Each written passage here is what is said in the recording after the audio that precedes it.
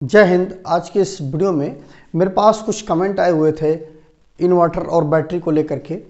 इस वीडियो में हम उन सभी क्वेश्चनों को डिटेल पूर्वक जानेंगे और उनका क्या सलूशन होता है उसके विषय में भी जानेंगे। जो क्वेश्चन मुझसे पूछा गया था वो था कि कुछ भी लोड देने पर तुरंत इन्वर्टर लो बैटरी का अलार्म देने लगता है।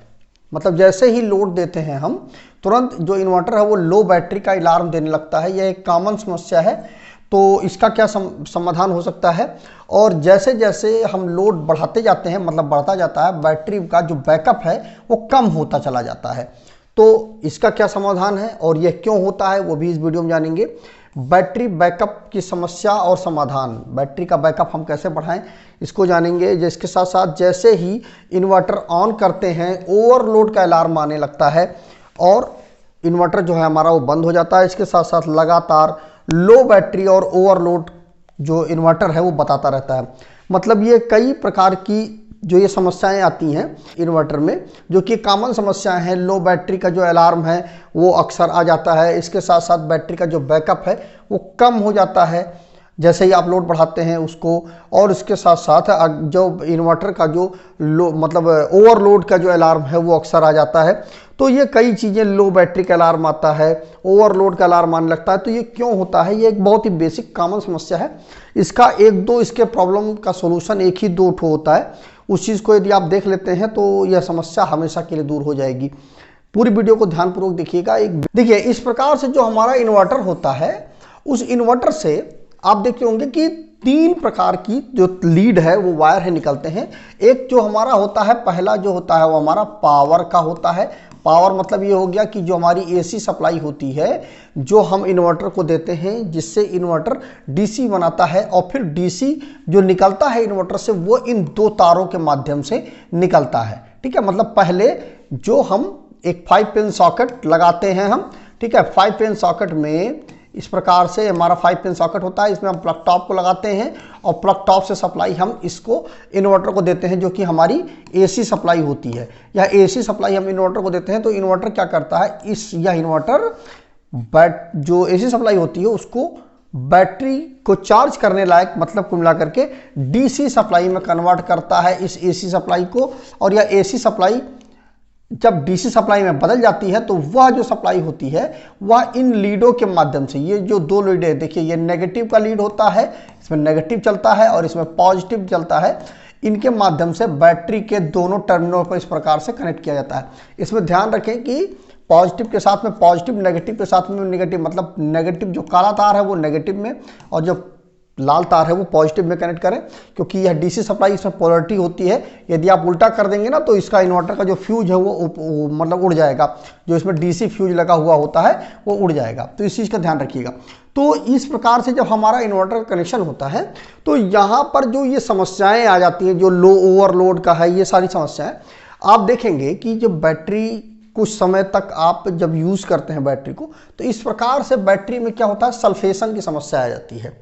इस प्रकार से आप देखेंगे कि सल्फर, बैटरी का जो टर्मिनल होता है उस पर सल्फर आ जाता है। अब देखिए होता क्या है कि इस प्रकार से लग होता है, बैटरी के टर्मिनल पे लग होता है और उस लग को हम यहाँ पर कनेक्ट कर देते हैं लग के माध्यम से। ये जो डीसी के जो तार होते हैं ना, इनमें लग के माध्यम से इनसे हम कनेक्ट कर देते हैं। तो क्या होता है कि कुछ दिन के बाद इस पर सल्फेशन आ जाता है, सल्फर आ जाता है। अब ये जो सल्फर होता है वह कुछ इस प्रकार की स्थिति में हो जाता है। देखिए कि देखिए किस प्रकार से इतना सल्फर, देखिए कितना मतलब बहुत ज़्यादा सल्फर यहाँ पे आ गया। तो ये क्या करता है, सल्फर क्या करता है, जो कंटिन्यूटी होती है, मतलब इस तार के, मतलब ये जो हमारा डीसी का जो तार होता है इसमें और बैटरी का जो टर्मिनल होता है इनके बीच में एक परत बना देता है। एक बीच में एक माध्यम, मतलब एक सेपरेटर, दोनों को अलग अलग कर देता है। बीच में एक रेजिस्टेंस, हाई रेजिस्टेंस डेवलप करने लगता है, जिसकी वजह से जो प्रॉपर डीसी चार्जिंग भी नहीं हो पाती है और उसके साथ साथ जो डीसी जो आउटपुट निकलता है बैटरी से वो भी प्रॉपर तरीके से इस वायर के माध्यम से निकल नहीं पाता है। ठीक है, मतलब सबसे बड़ा जो इसका कारण है वो यह सल्फेशन ही है। अगर आप इस सल्फेशन को सही कर देते हैं प्रॉपर तरीके से, सल्फेशन की जो समस्या है, मतलब यहाँ पर यह चीज़ ना जमने पाए, सल्फर ना आने पाए, तो ये सारी की सारी समस्याएं दूर हो जाएंगी। ठीक है, आपको क्या करना है कि इस सल्फर को जमने से बचाना है। आप सल्फर को जमने से बचाएंगे तो कैसे बचाएंगे? देखिए, जब भी आप सल्फर कहीं पर जमा हुआ हो इस प्रकार से बैटरी में, तो इससे क्या होगा कि बहुत सारी दिक्कतें आएंगी। ये जब लो बैटरी, ये सारी चीज़ें इसमें आएंगी। इसे कार वगैरह में है, जब सल्फर जम जाता है तो उसमें क्या होता है, जो कार है हमारी स्टार्ट नहीं होती है, तो बहुत सारी दिक्कतें आती हैं। तो उस कंडीशन पर आप क्या करें कि सबसे पहले एक गर्म पानी लें और गर्म पानी आप इस टर्मिनल पर डालें। उससे क्या होगा, ये सल्फर हट जाएगा। ठीक है, गर्म पानी लें और इस सल्फर पर डालेंगे तो ये जो सल्फर है वहाँ से हट जाएगा टर्मिनल से। और उसके बाद यहाँ पर क्या करें, इसको थोड़ा सा रेगमार्क ले लें। रेगमार्क ले करके इसको आप थोड़ा सा रगड़ करके साफ़ कर दें। बैटरी का जो टर्मिनल है उसको भी रगड़ करके साफ़ कर दें। उसके साथ साथ ये जो मतलब बैटरी का टर्मिनल है वो, और प्लस बैटरी का जो पॉजिटिव और नेगेटिव का जो कांटेक्ट है उनको, ये खास करके ये जो समस्या आती है या पॉजिटिव वाले में ही सबसे ज़्यादा समस्या आती है, नेगेटिव में नहीं आता है। कभी कभी नेगेटिव में भी रहता है लेकिन सबसे ज़्यादा पॉजिटिव में ही आता है। तो वहाँ पर आप गर्म पानी डालेंगे तो ये सल्फर वहाँ से हट जाएगा। अब वहाँ पर आप क्या करें कि लोग क्या करते देते हैं, इस प्रकार से ग्रीस लगा देते हैं। अब ग्रीस जब आप लगाएंगे तो क्या होगा, ग्रीस कुछ समय के बाद सूख जाती है। सूख जाने पर क्या होगा कि ये भी एक परत, बीच में एक मोटी सी परत बन जाएगी इसमें ग्रीस की, जो कि सूखी हुई ग्रीस होती है। तो यह भी आपका प्रॉपर तरीके से कांटेक्ट बनाने में दिक्कत करेगा। अब वहां पर क्या करें, आप इस प्रकार से जो वैसलीन आती है सफ़ेद कलर की, यह सूखती नहीं है।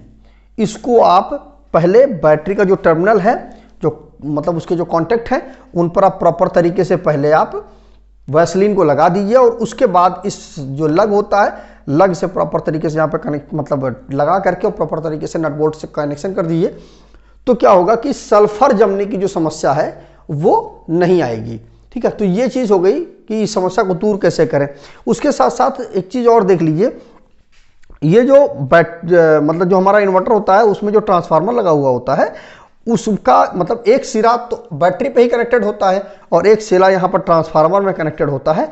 तो इसको भी आप जब या टेक्नीशियन के पास लेके जाएं या थोड़ा सा यदि आप खुद कर सकते हैं तो यहाँ पर देखिए इस प्रकार से ये कनेक्शन होते हैं। ठीक है, इनको यहाँ से खोल करके यहाँ पर बाकायदा एमरी पेपर रेगमार्क ले करके रगड़ करके यहाँ पर थोड़ा सा और लग को भी प्रॉपर तरीके से क्लीन करके आप फिर से कनेक्शन कर दीजिए। तो यह ओवरलोड और ये सारी समस्याएं आपकी दूर हो जाएंगी। कभी ये समस्या नहीं है, क्योंकि ये बहुत ही जनरल समस्या होती है। कुल मिलाकर के यहाँ पर दिक्कत यही होती है कि इस जगह पर चार्जिंग वाली जो सप्लाई होती है वो प्रॉपर तरीके से बैटरी में नहीं पहुंच पाती है। ठीक है, तो एक तो वो समस्या होती है, और क्योंकि उस वक्त आप लोड ज़्यादा ले रहे होते हो। ओवरलोड की समस्या क्या आती है कि जब बैटरी से डीसी सप्लाई लेते हो तो उस वक्त क्या होता है, प्रॉपर तरीके से डीसी उसको मिल नहीं पाता इन्वर्टर को, तो ओवरलोड की समस्या आती है।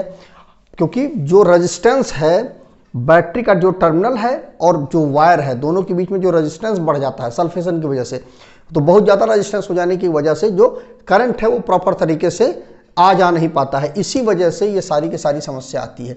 तो आप कुल मिला करके सल्फेशन वाली समस्या को दूर कर दीजिए तो ये सारी की सारी समस्याएं दूर हो जाएंगी। तो मुझे उम्मीद है कि यह कॉन्सेप्ट आपको समझ में आ गया होगा कि ये समस्या क्यों आती है, और ये सारी समस्याओं का जो एक ही जड़ है वो है सल्फेशन। आप इसको दूर करें और कनेक्शन इस ग्लिसरीन के माध्यम से कनेक्शन करें तो ये समस्या कभी फ्यूचर में नहीं आएगी। तो जिन साथी ने इस टॉपिक पे कमेंट किया था इसके लिए, तो उनको इसका जवाब मिल गया होगा। वीडियो अगर अच्छा लगा हो तो वीडियो को लाइक करिएगा, शेयर करिएगा अपने दोस्तों के साथ, जिससे उनको भी अगर ये समस्या आती है, क्योंकि यह घर में सभी के इन्वर्टर लगा हुआ होता है और सभी के घर में समस्या आने की संभावना बनी रहती है, तो वो इस चीज़ को प्रॉपर तरीके से देख लेंगे। और इसके साथ साथ आप एक चीज़ ये देखिएगा कि बैटरी का जो पानी वगैरह है वो भी प्रॉपर तरीके से देखते रहिए। बैटरी का पानी भी कम नहीं होना चाहिए, उससे भी दिक्कतें आती हैं। तो बैटरी का पानी तो मेंटेनेंस में आता ही आता है, और उसमें ध्यान रखिएगा आसुत जल हो। आसुत जल मतलब बैटरी जो पानी जो छत जो पानी मतलब बरसता है वो वाला पानी आप डालिएगा तो आपके लिए और बेहतर होगा। तो आज वीडियो बस इतना ही। जय हिंद दोस्तों।